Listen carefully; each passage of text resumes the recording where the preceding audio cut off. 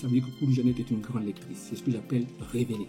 L'entretien que nous avons eu avec Koudou Jeannette révèle, dévoile une femme qui est profondément une grande lectrice. Ce n'est pas seulement une prof de lettres. On peut être prof de lettres et puis être médiocre, mais elle, c'est vraiment une grande lectrice. Mais, parce que avec Koudou Jeannette, quand on la voit et quand on connaît tous ceux qui lisent véritablement, la lecture, seule la lecture confère ce qu'on appelle la souplesse de l'intelligence et la richesse de l'imagination. Regardez la richesse du vocabulaire, regardez les phrasés, le rythme des phrases, les ressources de la langue qu'elle utilise, la subordonnée relative, la mise en apposition, l'euphémisme, la litote, les métaphores qu'elle emploie à l'oral.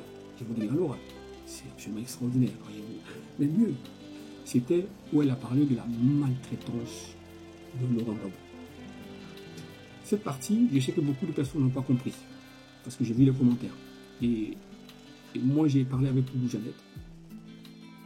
Et ce que je voulais vous dire ici, c'est qu'il faut revenir à la grand-mère pour comprendre. Genre, je vais reprendre quelque chose que j'avais dit. Vous savez, Newpol, la chaîne qui bouleverse vos certitudes. qu'est-ce que l'entretien avec Koudou Jeannette révèle d'elle? Et vous me permettez ici de m'arrêter un peu sur les mots. Donc, on va s'arrêter sur le mot révéler. Que signifie révéler? Donc, d'un point de vue strictement religieux, la révélation, c'est quand l'ange apporte aux hommes un message de Dieu. Dans ce sens-là, la révélation, c'est quand une vérité qui vient d'un ailleurs arrive ici.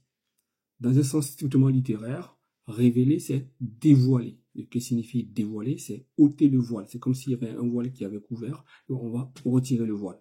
Et en l'occurrence, qu'est-ce que le discours de Koudou Jeannette met à nu de Koudou Jeannette, dévoile de Koudou Jeannette? Donc c'est ce que je vais essayer de décrypter avec vous durant ces séries de vidéos que je vais produire après l'émission que nous avons faite avec elle. Commençons par l'intelligence de Koudou Jeannette. Parce que c'est une femme, dans ce discours, dans cet entretien, j'ai découvert une femme non seulement intelligente, mais profondément brillante. Alors, à quoi reconnaît-on l'intelligence ou la brillance de l'esprit? Il y a un indicateur très simple, c'est le vocabulaire. C'est-à-dire que le vocabulaire et la phrasée, c'est-à-dire le rythme de la phrase ou des phrases utilisées par l'interlocuteur, c'est un indicateur fondamental donc de l'intelligence, c'est-à-dire de quelqu'un qui réfléchit avant de parler, et surtout pour quelqu'un chez qui la réflexion va plus vite que la parole. Donc Koudou Jeannette réfléchit vite, à une vitesse extraordinaire, et sa réflexion précède sa parole, mais on ne le sait pas parce que ça s'est fait simultanément, alors qu'elle a une vitesse de réflexion qui va plus vite. Chez les gens ordinaires, qui parlent sans réfléchir, c'est la parole qui vient avant la réflexion. Chez Koudou Jeannette, tout au long de l'entretien, nous avons vu qu'en fait, c'est une personne qui réfléchit à une vitesse extraordinaire et qui arrive à coïncider cette vitesse de réflexion avec la vitesse de la phrasée ou de la parole. Ça, c'est absolument génial. Donc, je vais essayer de vous lire les petites notes que j'ai prises pour que vous puissiez comprendre. Donc, je vous disais que le vocabulaire, la richesse et la variété du vocabulaire sont un indicateur que nous allons essayer donc d'exploiter ensemble. Donc on va prendre, à un moment donné, c'est à la minute 40, vous pouvez voir, elle a dit, j'étais dans mon appartement avec les miens, virgule, mes enfants. En effet, le FPI a été fondé le 20 novembre 1988, quand le président Laurent Gbagbo est revenu d'exil. Il est rentré d'exil le 13 septembre 1988. Et l'après-midi du 20 novembre, j'étais dans mon appartement avec les miens, avec mes enfants, et il est venu. Il dit, je voudrais que tu m'accompagnes quelque part. Alors, je vais m'arrêter sur mes enfants, parce que ici, c'est un procédé grammatical qu'elle a utilisé, c'est l'usage de ce qu'on appelle la mise en apposition. Vous savez qu'en langue française, il y a ce qu'on appelle les ressources de la langue, ou à l'école, au collège, ou en classe de CM, on appelle ça les expansions du nom. Il y en a 4, quatre expansions du nom très utilisées à l'oral comme à l'écrit. C'est le complément du nom, qui est une expansion du nom, l'adjectif épithète, la mise en apposition, la mise en apostrophe et la subordonnée relative, qui sont ce qu'on appelle des expansions du nom. Et en l'occurrence ici, elle a utilisé ce qu'on appelle une mise en apposition. Et ça, c'est absolument, pour moi, et l'utiliser à l'oral, c'est intéressant. Et puis, vous allez voir aussi, à la minute 19:51. Alors, quand on est arrivé à la cité, le bruit s'était déjà répandu dans toutes les cités que j'étais arrêté. Donc, à la Cité Rouge, tous les étudiants étaient sortis. Donc, mes amis, Feu Sarata, Feu Clémentine, tous étaient sortis. Et mon fiancé, lui, il était à la Cité Sojefia. Elle fait l'usage du Lui pronom aussi, relatif, mais elle n'utilise pas le pronom relatif donc pour introduire une subordonnée relative. Elle utilise le pronom relatif donc pour faire une énumération, pour parler de Sarata Touré, qui est une femme qu'elle a connue et pour qui elle garde un bon souvenir. Ça, c'est le deuxième indicateur qui est très intéressant. Et puis, je pense que c'est à la minute 15. Donc, vous avez l'accord du participe passé avec l'auxiliaire avoir. Ça, je vais m'arrêter sur ce détail-là parce qu'elle a cette phrase. Voilà pour la lucarne que vous avez ouverte. Il n'a pas survécu, il est parti. Voilà. Voilà pour cette période. Ouais, voilà pour la lucarne que vous avez ouverte. C'est ça, exactement. Donc vous savez qu'en langue française, on dit que l'adjectif, le participe passé employé comme adjectif qualificatif s'accorde en champ et en nombre avec l'auxiliaire avoir, à condition que le complément d'objet direct précède donc le participe passé. En l'occurrence ici, c'est ce qu'elle a fait. Mais c'est un détail fondamental pour moi qu'il faut qu'on arrive à comprendre parce que ça prouve que, c'est ce que je disais tantôt, que Koudou Jeannette, elle réfléchit avant de parler. Mais donc, alors que, en général, chez les gens ordinaires, comme je l'ai dit, la parole va plus vite que la réflexion. Et il fallait résoudre cette équation-là pendant qu'elle fait l'émission, avec la caméra devant elle, c'est absolument extraordinaire. Donc, il faut avoir des dispositions intellectuelles hors normes. Il fallait qu'elle réfléchisse vite et qu'elle arrive à coïncider la réflexion avec la parole qui va très vite et en temps réel. Et ça, c'est ce qu'elle a réussi avec ce détail-là. On montre en fait que chez Koudou Jeannette, c'est une chose extraordinaire. La réflexion précède avant tout donc la parole. Donc Koudou Jeannette, c'est une personne absolument rationnelle et c'est ça qui me fascine donc dans ça. Et puis, un autre point, je vais aussi noter, c'est l'utilisation d'un vocabulaire précieux. À un moment donné, elle dit mon cabinet a soumissionné. Je suis prof de lettres, j'ai un CAPES de lettres modernes et j'ai fait une maîtrise de psycho. Donc, j'ai ouvert un cabinet de formation, j'interviens dans les entreprises. Et j'avais mon cabinet à l'Indénié. J'avais donc demandé une disponibilité. Et à l'époque, la Banque mondiale, à travers le FDFP, avait demandé à quelques cabinets de soumissionner par rapport à un projet. Et j'ai fait, mon cabinet a soumissionné et je l'ai remporté. Donc, le verbe soumissionner, c'est un verbe très précieux, très rare, c'est un verbe à la limite archaïque, et donc ça prouve que c'est vraiment une femme, une prof de lettres, et il faut comprendre que la préciosité même d'ailleurs, c'est un mouvement littéraire qui se situe entre l'époque baroque et l'époque classique. Et je pense que il y a un écrivain qui a écrit le Cid Corneille, qui fait partie donc de cette période-là pré-classique en fait. Et puis je vais continuer plus loin. Encore une fois, on va analyser un autre détail qui est très intéressant pour nous, avant de venir à la conclusion. Je vous donne tout cet inventaire-là pour que vous puissiez voir. Donc, entre la minute 34-37 et la minute 34-36, elle a fait l'usage de l'euphémisme. Donc, l'euphémisme, c'est une figure de style qui permet justement d'atténuer un discours pour ne pas que le discours soit choquant. C'est une figure de style très chère, si chère à l'époque classique, donc à l'époque où l'Académie française a été mise en place par Richelieu en France, au même titre qu'une autre figure qu'on appelle la litote et une autre figure de construction qu'on appelle le chiasme. Ça s'écrit chiasme, ça se dit chiasme en fait. Donc en fait c'est une figure qui est une figure classique en fait. Et donc elle utilise l'euphémisme, c'est-à-dire que pour parler justement, elle a dit cette phrase, je vais vous la lire, je vais vous la lire cette phrase, elle dit ils l'ont tellement maltraité, à un moment donné, ils avaient peur qu'il parte. Il était très amaigri quand on l'a transféré à la CPI. Et je crois, ça c'est moi qui le dis, je l'assume. Ils l'ont tellement maltraité. À un moment, ils avaient peur qu'il parte. Donc, qu'il parte, c'est pour ne pas dire qu'il meure. Donc, mettre qu'il parte à la place de qu'il meure, ça s'appelle l'utilisation de l'euphémisme. Et comme je vous le dis, l'euphémisme, c'est une figure très prisée par l'époque classique. Et puis, mais cette figure n'était pas prisée par l'époque romantique, dont Victor Hugo et Lamartine, puisque c'était l'épanchement des sentiments et ils vont un peu exagérer. Donc, elle a même dit qu'ils avaient peur qu'il finisse. Donc, elle va à la fois utiliser l'euphémisme et le verbe finir est une métaphore. Donc, elle va coupler à la fois et l'euphémisme et la métaphore pour justement exprimer cette tension. Et ça, C'est absolument extraordinaire. Donc, c'est une chose que je voulais relever. On va continuer encore. On va relever un autre détail. Donc, justement, c'est à la minute 37-38, elle a dit, je l'avais amené chez une mienne parente. Il y avait des jeunes, il y avait des militants qui étaient déjà partis au Ghana. J'ai dit, va au Ghana. Exilons-nous, va au Ghana, puisqu'on ne peut pas voir Laurent. Et ma mère qui était, je vous disais tantôt que je l'avais amenée chez une mienne parente. Cette phrase est un chef-d'œuvre. Et je voudrais m'arrêter un peu là-dessus parce que c'est un chef-d'œuvre. Pourquoi? Parce que je vais m'arrêter sur le mot mienne. Elle dit, je l'avais amené chez une mienne parente. Donc, je vais m'arrêter sur le mot mienne. Pourquoi? Parce que mienne, dans cette phrase de Koudou Jeannette, elle l'a employé comme un adjectif épithète. Alors qu'à la base, mienne est un pronom possessif. On dit le mien, la mienne, le tien, le nôtre, la vôtre, les leurs.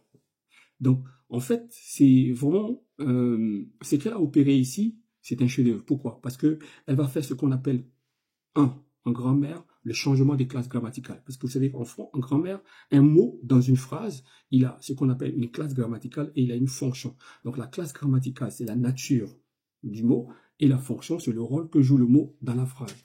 Et donc, par exemple, un article, c'est une classe grammaticale. Un nom, c'est une classe grammaticale. Ou encore, un pronom, c'est une classe grammaticale. Non, plutôt, un pronom, c'est pas une classe grammaticale. Excusez-moi. Donc, et qu'est-ce qui va se passer ici?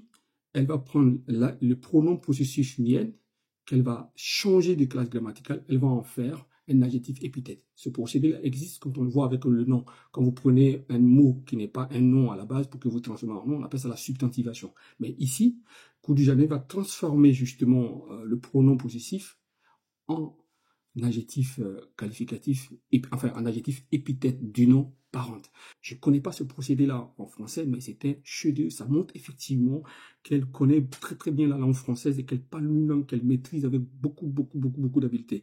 Donc ce changement des classes grammaticales est un chef-d'œuvre. Je voudrais que vous reteniez ça. C'est un chef-d'œuvre. Révisez la partie. C'est un délice pour ceux qui adorent la littérature, pour ceux qui adorent la langue. Et puis en plus, elle le fait à l'oral. Donc faire ça à l'oral, c'est un chef-d'œuvre. Et un deuxième point contenant cette phrase-là, elle a dit mieux, après avoir changé de classe grammaticale, ou bien après avoir fait en sorte que le mot mien, mienne, change de classe grammaticale, passe du pronom possessif, donc en adjectif épithète du nom, qu'est-ce qu'elle va faire? Elle va l'antéposer au nom mienne. Elle va l'antéposer. Ça veut dire quoi? Ça veut dire que, vous savez qu'en français, il y a une chose qui est très importante à retenir. Un adjectif, l'adjectif épithète du nom peut être antéposé, c'est-à-dire placé avant le nom, comme quand on dit un grand homme, ou placé après le nom, comme quand on dit un homme grand. Et la langue française précise que lorsque l'adjectif est antéposé, il n'a pas le même sens que lorsqu'il est postposé. Quand vous dites un grand homme, vous parlez de sa valeur, mais quand vous dites un homme grand, vous parlez de sa taille. C'est pas du tout pareil et c'est ce qu'elle va faire. Donc, quand elle va, c'est absolument extraordinaire, antéposer mienne. Pourquoi? Parce qu'elle veut dire que cette personne, même si elle et moi, on n'a pas le même sang immédiat, même si on n'est pas consanguin immédiatement, elle m'est si chère comme si elle faisait partie intégrante de ma famille. C'est ce qu'elle voulait dire et ça, c'est absolument génial de la part donc de Jeannette Koudou, parce que pour moi, c'est absolument extraordinaire. Alors, quelle est la conclusion de cette partie-là que je voulais dire? C'est que Koudou Jeannette, à la minute du 25, elle a dit qu'elle était prof de lettres. Ça, avec les éléments que je viens de vous donner, c'est tout à fait évident. C'est un délice de l'écouter. Mais ce qui est extraordinaire, comme je vous l'ai dit, elle est faite à l'oral, c'est pas à l'écrit, c'est à l'oral. Mais mieux. Et le fait qu'elle arrive à le faire à l'oral, c'est-à-dire elle parle comme si elle écrit. Ça veut dire que Koudou Jeannette est une grande lectrice. C'est ce que j'appelle révéler. L'entretien que nous avons eu avec Koudou Jeannette révèle, dévoile une femme qui est profondément une grande lectrice. Ce n'est pas seulement une prof de lettres. On peut être prof de lettres et puis être médiocre, mais elle, c'est vraiment une grande lectrice. Mais, parce que, avec Koudou Jeannette, quand on la voit et quand on connaît tous ceux qui lisent véritablement, seule la lecture qu'on fait ce qu'on appelle la souplesse de l'intelligence et la richesse de l'imagination. Regardez la richesse du vocabulaire, regardez les phrases, le rythme des phrases. les ressources de la langue qu'elle utilise, la subordonnée relative, la mise en apposition, l'euphémisme, la litote, les métaphores qu'elle emploie à l'oral. Je vous dis bien à l'oral. C'est absolument extraordinaire, voyez-vous. Mais mieux, il y a dans le fait que je vous ai dit que c'était une grande lectrice, oui. Mais c'est pas n'importe quelle lectrice, en fait.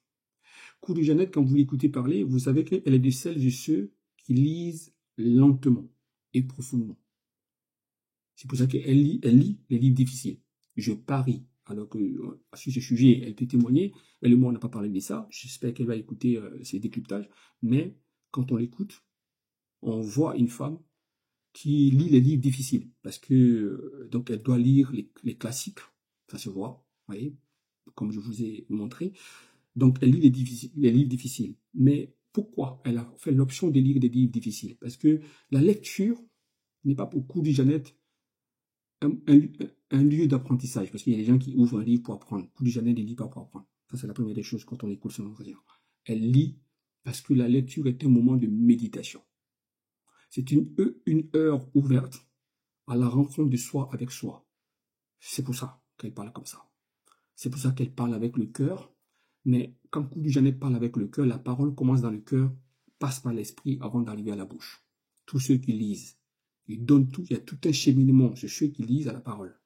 Quand la parole naît du cœur, la parole doit passer par l'imagination, par l'esprit, l'intelligence avant d'aboutir à la bouche. Voilà ce que Koudou-Jeannette est, et ça, c'est pas n'importe quelle personne, et c'est pour ça que je voudrais faire ce décryptage pour que vous la regardiez au-delà de son frère, parce qu'elle a sa personnalité qui n'a rien à voir avec Laurent Gbagbo. Je connais suffisamment Laurent Gbagbo parce que ça va faire plus d'1 an et demi que je travaille sur Laurent Gbagbo, donc je sais très bien qui est Laurent Gbagbo pour pouvoir vous montrer que Koudou-Jeannette a une personnalité particulière, affirmée, elle a son caractère bien trempé, qui n'a absolument rien à voir avec son frère, et pourtant, elle a décidé de rester dans l'ombre de son frère, d'être discrète, alors que si des gens avaient le peu de caractère qu'elle a, ou le peu de dispositions qu'elle avait, ils auraient pu fanfaronner. Il y a des gens qui parlent beaucoup et qui n'ont même pas le tiers ou le dixième du caractère de Koudou et le dixième de l'imagination et de l'intelligence de Madame Koudou-Jeannette. Voilà, c'est ce que je voulais dire ici. Donc, et quand cette femme est en train de parler, on la sent spirituelle. Et donc la lecture aussi, comme je dis, c'est une activité de méditation. Donc elle doit lire beaucoup la Bible, elle doit lire les livres difficiles, donc en l'occurrence les classiques.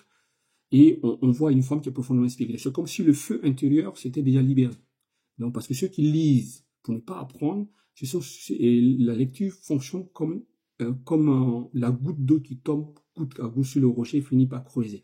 Donc en lisant, elle a fini par creuser, fini par briser la mer gelée de l'âme.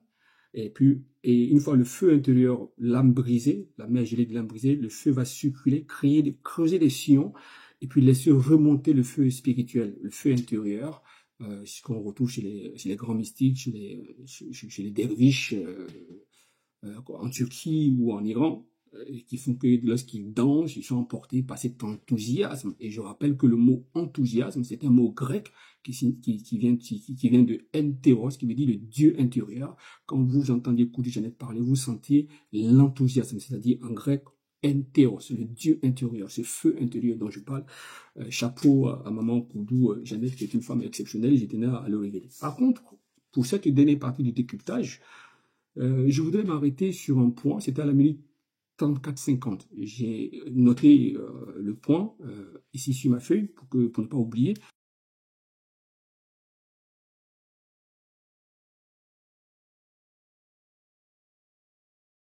C'était où elle a parlé de la maltraitance de Laurent Gbagbo. Cette partie, je sais que beaucoup de personnes n'ont pas compris, parce que j'ai vu les commentaires. Et moi, j'ai parlé avec Koudou-Jeannette. Et ce que je voulais vous dire ici, c'est qu'il faut revenir à la grand-mère pour comprendre. Genre, je vais reprendre quelque chose que j'avais dit. Vous savez, en cas de 6e, on le voit à l'université, moi je l'ai vu quand je faisais mes études, il y a ce qu'on appelle la situation d'énonciation au collège. Et en linguistique, au collège, il y a ce qu'on appelle la situation d'énonciation. La situation d'énonciation, comme je l'ai définie, c'est lorsque un interlocuteur produit un acte de parole à destination d'un interlocuteur, excusez-moi, je reprends, c'est lorsque un locuteur produit un acte de parole à destination d'un interlocuteur dans un temps et un moment donné, c'est ce qu'on appelle la situation d'énonciation. Et l'interlocuteur, ou le locuteur ici, c'est Madame Jeannette Koudou. L'interlocuteur, c'est moi. L'acte de parole, c'est le message, c'est ce qu'elle dit. C'est ce qu'on appelle l'énoncé en classe de 6e. Et en linguistique, à l'université, on nous dit un acte de parole, c'est-à-dire un énoncé ou un message, peut être soit explicite, soit implicite. C'est-à-dire que quand l'acte de parole ou le message est explicite, vous n'avez pas besoin d'interpréter pour comprendre. Vous comprenez littéralement. Si je vous dis mange, bien allons courir, ça c'est explicite parce que le message est clairement là, on le voit et on le comprend nettement. Mais l'acte de parole ou le message ou l'énoncé peut être implicite. Dans ce sens-là, vous, les interlocuteurs, et moi, l'interlocuteur de Madame Jeannette Koudou, nous devons interpréter pour pouvoir comprendre. Et dans ce cas, il y a deux situations. Il y a ce qu'on appelle le présupposé et il y a ce qu'on appelle le sous-entendu. Et lorsqu'elle parle de la maltraitance de Laurent Gbagbo, elle va utiliser ce qu'on appelle le sous-entendu. Bon, je ne vais pas vous définir le présupposé parce qu'on n'en a pas besoin ici. Je vais vous donner la définition du sous-entendu. Imaginons que quelqu'un vienne chez vous à la maison. Et puis vous restez jusqu'à 3 heures du matin à discuter. Et puis à un moment donné, vous exclamez, vous dites « Ah ouais, il est 3 heures du matin ». Ça sous-entend qu'il est temps d'aller se coucher. Voilà un peu ce qu'on appelle le sous-entendu. Et lorsque Madame Jeannette Koudou dit « Ils l'ont maltraité » et qu'elle parle des conditions de maltraitance de Laurent Gbagbo, il y a un sous-entendu derrière. Ça sous-entend que Alassane Ouattara a violé la Convention 3 du traité de Genève de 1929. Et que dit, de 1920, excuse-moi, je crois. Que dit ce traité? Ce traité dit, cette convention, la convention du traité, la Convention 3 du traité. La Convention 3 du traité dit qu'un prisonnier doit être traité avec égard, avec beaucoup d'humanité. Ça, c'est vraiment ça. Et le fait d'avoir maltraité Laurent Gbagbo comme ils l'ont fait, Alassane Ouattara et bien sûr Guillaume Soro ont violé justement la Convention 3 du traité de Genève. C'est un peu comme la mort d'Ibrahim Koulibaly. Lorsque les lieutenants de Guillaume Soro donnent la mort par exécution, il dit bien par exécution à Ibrahim Koulibaly alors qu'ils l'ont attrapé vivant, le fait de l'avoir attrapé vivant, il n'aurait pas dû le tuer, il aurait dû le remettre à la justice pour qu'il soit jugé. En le tuant, ils violent cette convention-là. Donc, ils ont violé des traités internationaux. Alassane Ouattara et Guillaume Soro, en l'occurrence, ont violé des traités internationaux. Et ça veut dire que, en l'occurrence, c'est une justice internationale ou africaine, en l'occurrence, le moment venu, qui devrait juger et Alassane Ouattara et Guillaume Soro s'il s'avérait, si les enquêtes venaient à confirmer officiellement, et nous le savons, c'est clair, que Laurent Gbagbo a été maltraité dans la prison.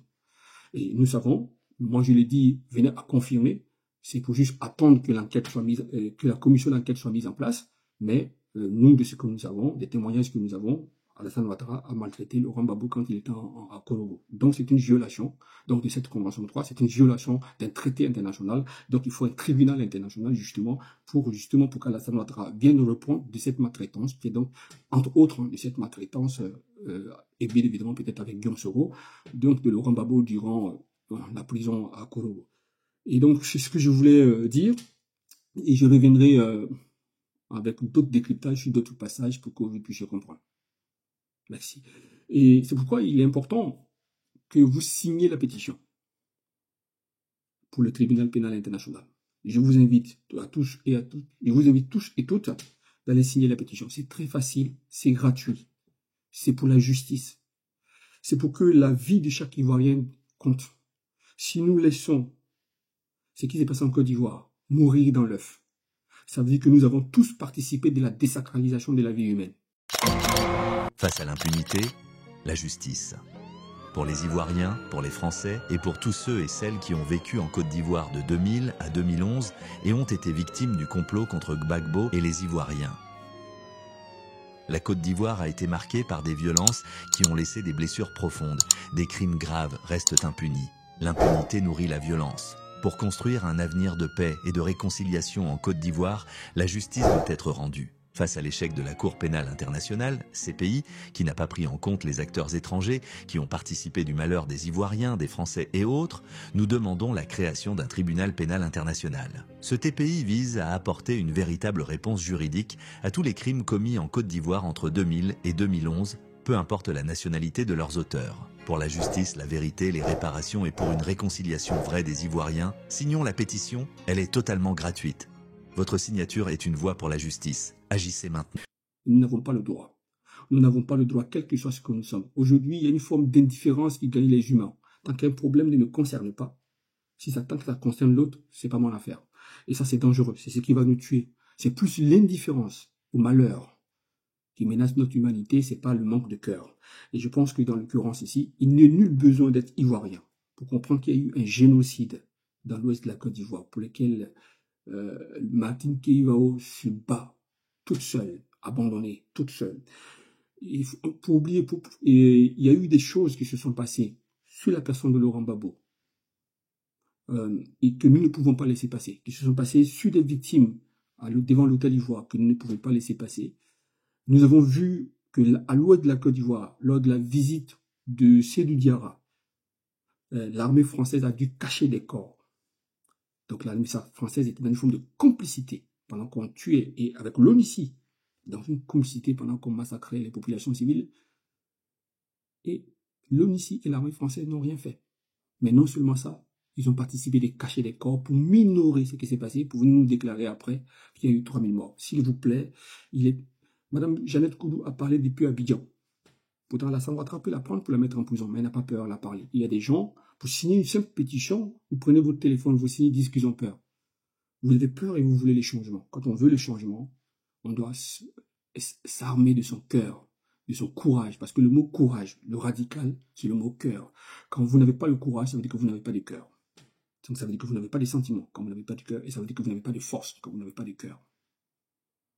Je vous remercie et rendez-vous prochainement pour continuer à décrypter ce somptueux entretien que nous avons eu avec l'une des femmes les plus brillantes de Côte d'Ivoire, en la personne donc de Madame Jeannette Koudou.